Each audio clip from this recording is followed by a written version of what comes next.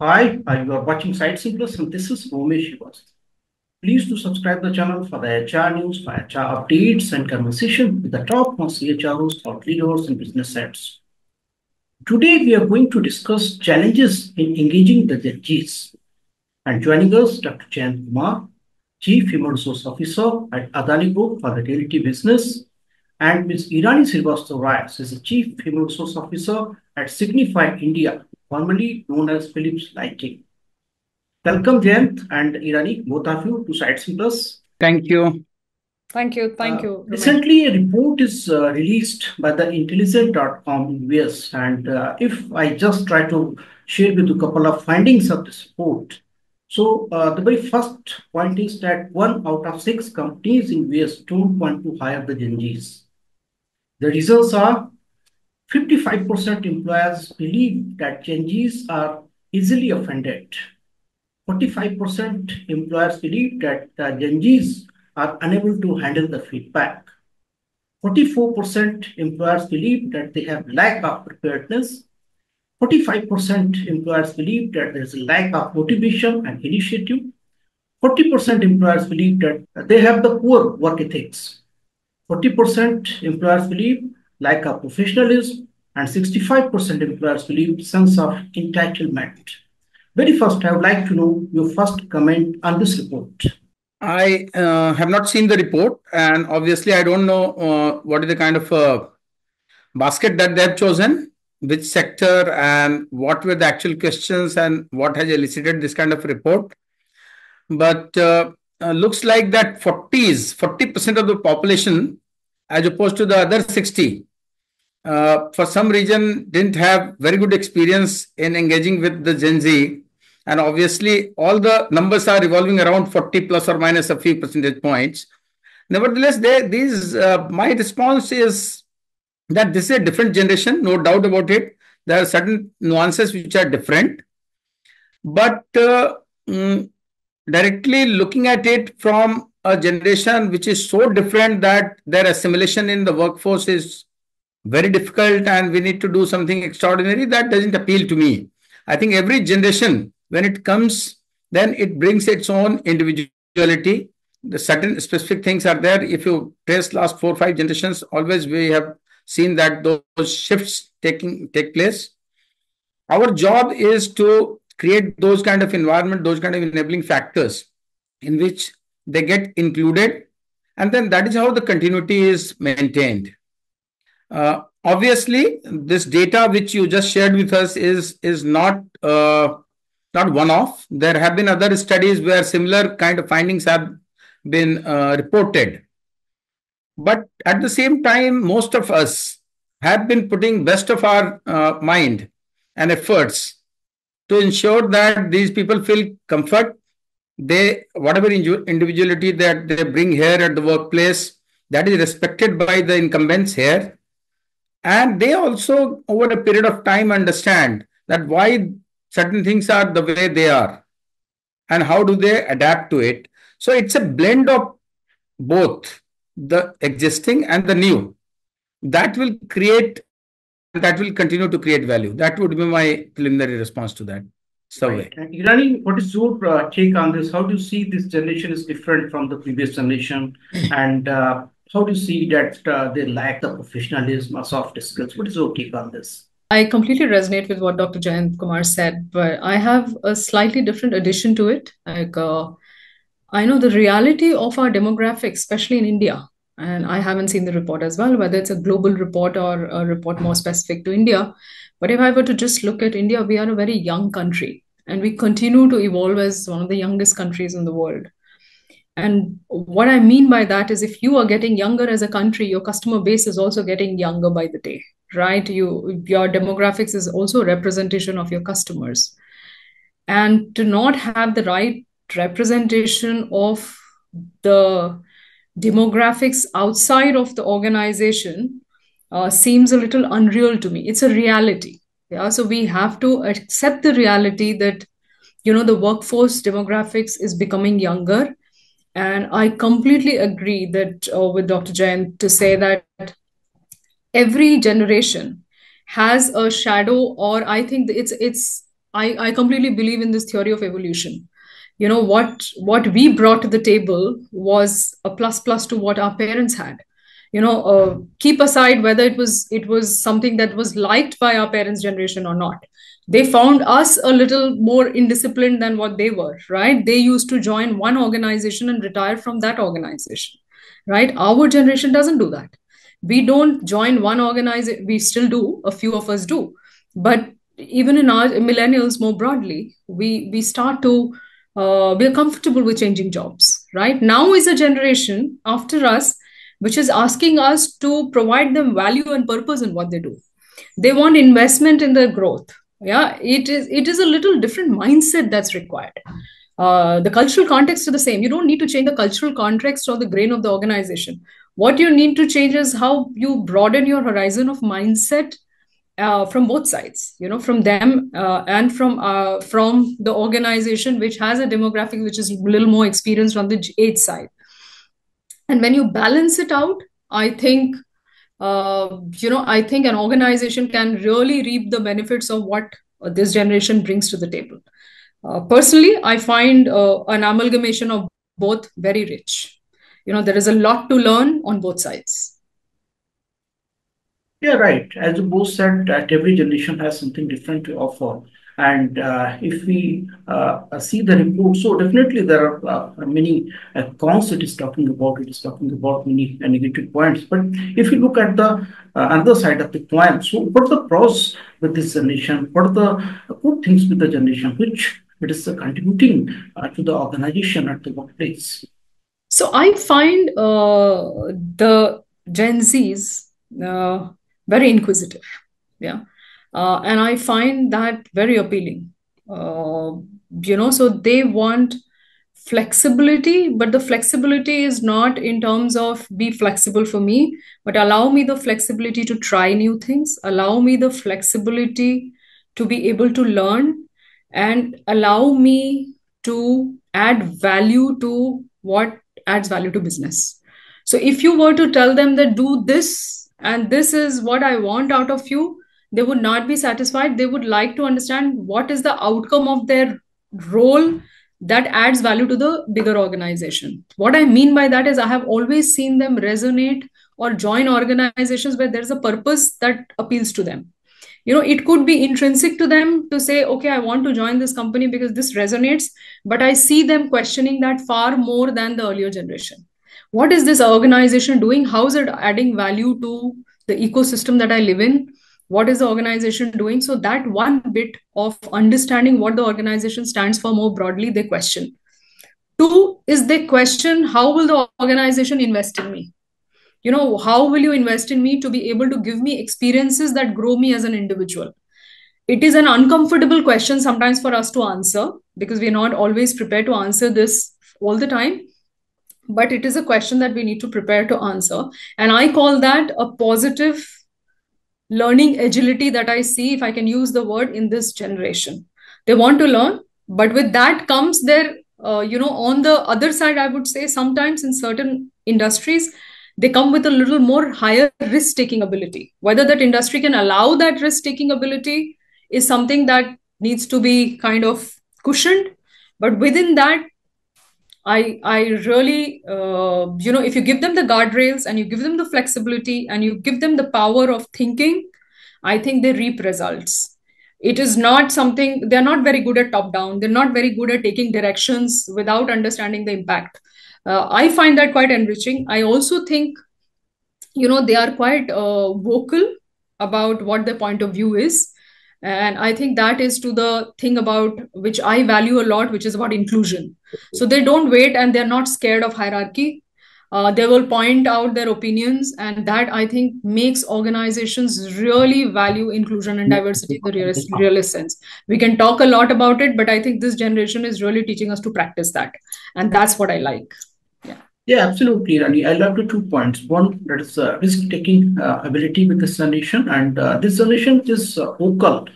Otherwise, the flexibility and this all, every generation is looking for the flexibility or so. But this, they are risk-taking, they having the risk-taking ability, so that's why they're raising the questions. Yeah, Dr. Jayant, what is your take on this? There are two or three things where we feel that they are different, and if I may say so, significantly different than others, and that is what differentiates them in terms of their behavior pattern as a group. One is that economic security that this generation has, most of them because of their background, that is driving their behavior, that they are not there in that mode of compliance and adhering to the norms at any cost. So they have their individuality and they have a base which they can bank upon, and hence they are open to explore. And that, if you look at their economic background and the kind of places they come from, most of the comforts of life are already available to them because of their uh, parental support, etc. Hence, they are very clear in terms of what they are looking for. And if that is not available, and if they come to a conclusion that it cannot be achieved here, then either they move on or they get switched off till they're with the organization. So that is one. I feel very strongly that deep within, if we decipher, it's the economics that is playing. Second thing is, inherently, I find that these people are very curious. They want to know and challenge why things are the way they are, because they are digital natives. They have grown up with very different kind of nuances compared to others, that everything is available to them at one click. And hence, their preferred mode of communication, their sleep cycles, their productivity peaking hours, everything is very different. And hence, they flexibility, they want to work at their own pace, at their own time, where they are comfortable, where they can contribute more value. And if they are not able to do that, then that troubles them, which they want to be addressed. Third thing is that, and related to the second point, curiosity, out of curiosity, their focus is on learning. This generation truly believes that they need to continue to learn, and that is their path of growth.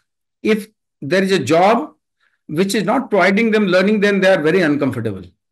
And these are some of the things where, but then in my view, some of the things that they contribute very differently here in our experience is that the incumbent generation, the elders who are there at the workplace, who are fully adhering to the norms and who are set into a way of working and recognizing the patterns and complying with the requirements, they are also challenged by these people. When even if one person comes in the team and that person starts questioning or bringing those kind of very, very refined thought process or innovation, those kind of things, then they feel absolutely awed by that, and that stretches their thinking pattern also. So these are some of the new things that we are experiencing. Nevertheless, the idea is to harness the best of these youngsters rather than switching them off. Because if there is a thought process at the workplace that whatever we do is the best and nothing can change, then that's not flexible or growth mindset. That's a very rigid mindset, and that's not going to help anyone. And hence, the overall approach of assimilation is to have empathy, to give them time, to explain to them there are certain things, why things are the way they are, and how they can contribute in which area. So identifying their areas of interest and somehow bringing that as part of the whole, that really makes the difference. That's the way I will put it. No, absolutely. Most privileged generation in the workforce right now, that is the Gen Zs. And if you see other surveys, so maybe the LinkedIn, they have also shared a report by the beginning of this year. Around 90% of the employees, they're looking for the job, and most of the people in the workforce, these are the Gen Z's employees. 90%, 75%, 80%, whatever the number, it means somehow they are not engaged. How do you retain these people? How do you engage these people? That is the challenge. Gen Zs, that is around the 25% of the workforce, even in India as of now, currently. So, how do you see how you are facing the challenge to engage these employees, judges, basically? Jayant. There are many ways to engage, and we are still discovering. The final word is not yet out.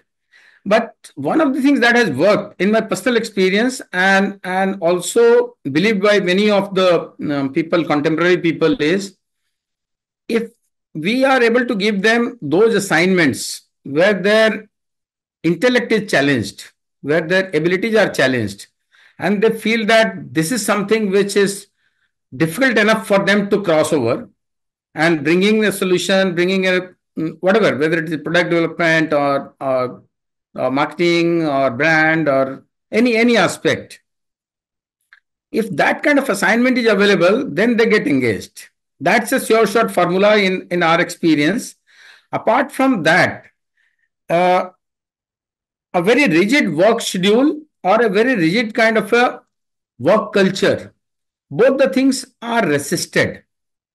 Even if they are not vocal, sometimes because of the strong culture of the organization, especially in large scale organization where every individual feels that the individual identity is comparatively very small as opposed to the vastness of the organization.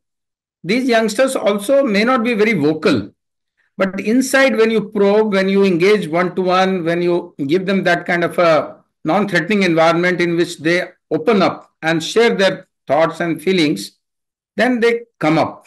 That rigidity is something which is so within the norms of, obviously there are different generation of people working at the workplace, large scale organizations, and you have to have some kind of norming, some kind of thing where these things are available to all within inverted comma, that individuality of course has to be respected, but then these organizations are running on certain paradigms. Till those paradigms get completely shifted, we have to live with them.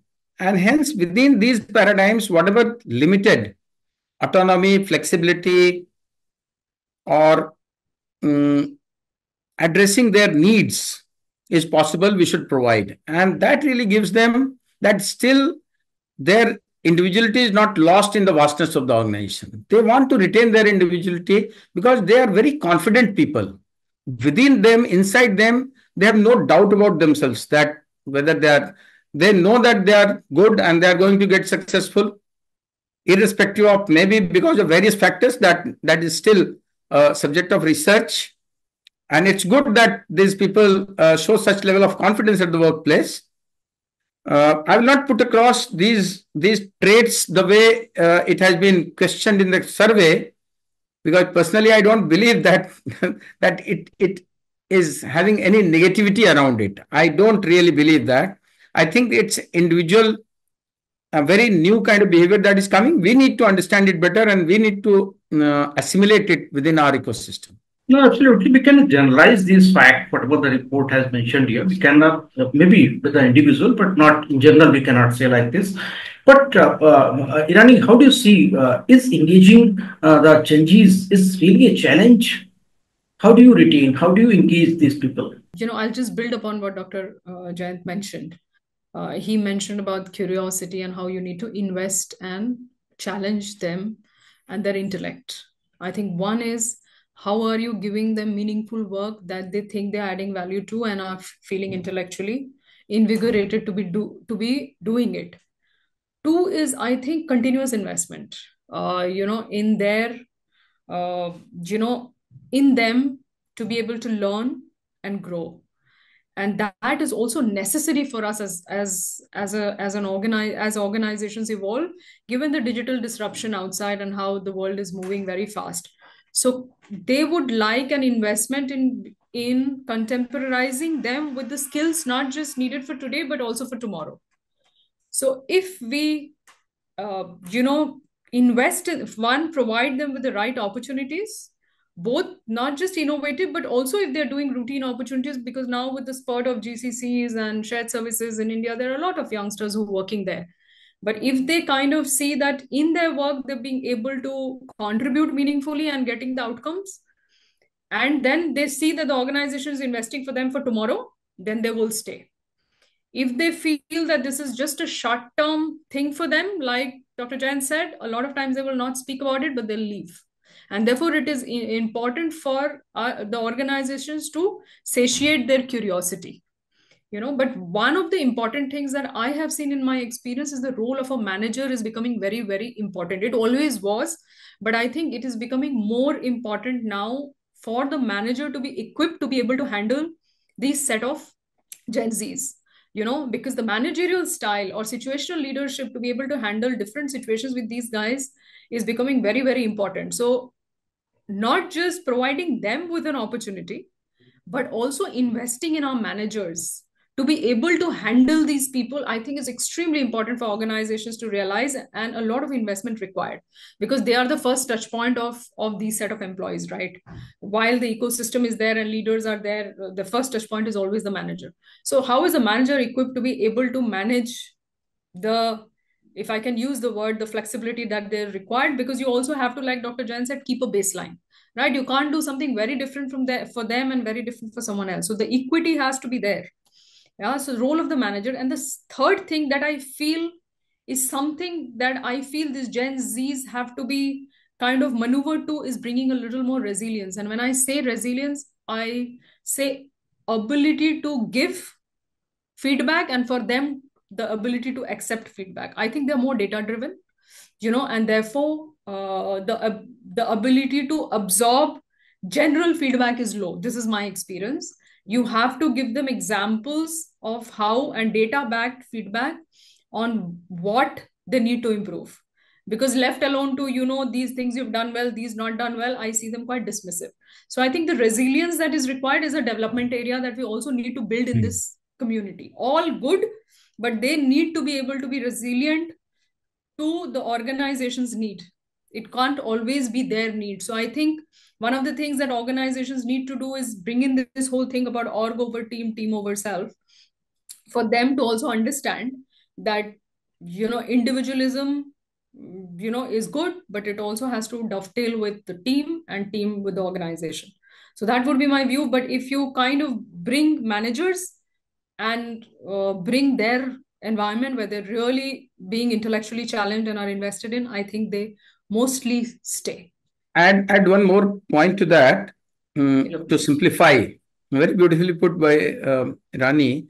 But to engage these people at the workplace, people who have children of this generation at home, whatever ingenuity and creativity that they apply at home, if they do that at the workplace also, with a slight variation and difference, then they will have all the answers, especially the managers. All the managers have, most of them will have children of this generation at home, and they must be stretching their imagination as to how to engage with their children. The same thing they need to do at the workplace as well. And the answers are available actually. Absolutely. Yeah, I think very well, Irani said that as it was also a push in this survey that they are not able to handle the feedback. So feedback, if that is not accurate, if that is not backed the data, if that is not exactly what they are lacking or what they are serving, so definitely that is not going to work. This is the generation which is grew up with the technology. Do you think this is also impact with the technology? Means they're also having the access lot of information, they're getting a lot of information, lot of skilling, upskilling, these are the things. Does it influence somehow on the behavior part, their work ethics? So They are digitally native generation. They are born with these gadgets. They have intuitively they have learned all these things. They are not the generation which is learning as a transition, and hence their thought process, their ways of working, thinking pattern, everything is governed by that.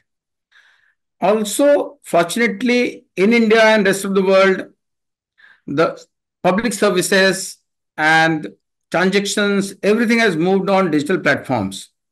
So they have also experienced those things.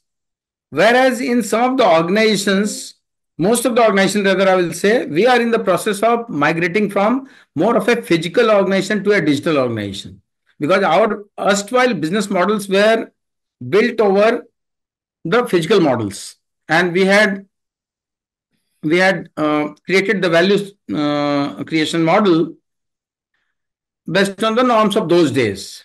Now, with these enabling technologies coming in, everyone is trying to transition and come to speed with this. Whereas these people have come with those abilities, and hence in this transition phase, they are little discomforted, discomforted by the changes which they are experiencing. Hence, my approach is very simple in this, that whenever such kind of change management programs are there, if they are included in those programs, either for, let's say, design phase or during implementation phase, then they bring a lot of value, because intuitively they are wired for these systems as an individual, as a citizen, as a growing individual, and they also bring a lot of creativity at the workplace. So I completely agree with you that technology has played major role in shaping their thinking, their values, their beliefs, everything. Also because they're extremely connected people, irrespective of which part of the world they are, they prefer to connect irrespective of location, and they choose their own network where they want to connect, at what time they want to connect.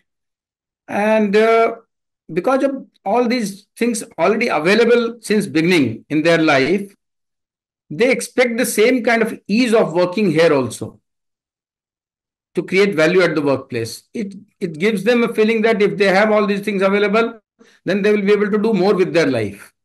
Hence, the action is at our end, that how do we create that ecosystem in which that need is fulfilled, and we are able to utilize it, because there is no option available actually. If you think of it, progressively more and more ratio of these people will be at the workplace. Hence, we have to find answer, and we have to moderate our own ecosystem rather than trying to say that there is something very new that they are displaying here, and hence we need to. If we do that, then we will have to skip the whole generation and wait for the next generation, and God only knows what individuality they will bring at the workplace. Irani, we have only a couple of minutes left now. Yeah. So, what would be your concluding remark? How do you see this whole picture? I think I really value the contributions that Gen Z will bring into the workforce, because like I started saying, I think they really, challenge the status quo. They bring with themselves an upbringing which is fairly vast and global. I think they come with an attitude which is positive, ready to learn. If we provide them the right investment in terms of infrastructure, capability, people, culture, and we unlearn a little in the organization. And when I mean that, I mean people who are, not Gen Z. We unlearn a little and are ready to learn from them. I think a really rich, and both sides. I'm not just saying the seniors need to unlearn. If these guys also build a little more resilience, ability to take feedback, I think we can really build an organization that thrives and has the right blend of skills, capabilities, and mindset. That said, I think it is extremely important for us to balance the whole equation of the organization, so that we don't look like we're doing everything for one and we're completely dismissive of the another. So that's the balance that we need to keep at an organization level. And I always believe that what is represented inside should be a representation of outside. And therefore, it is imperative upon us. We don't have a choice. And we should really embrace them. And evolution is a constant. So we will evolve. Absolutely. Thank you so much, Dr. Jayant and Irani, for joining the conversation and sharing these wonderful thoughts.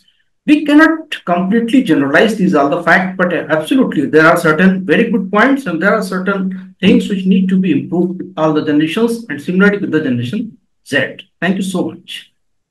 Thank you. Thank you, Ramesh. Thanks. Pleasure talking to you. Thank you. Bye.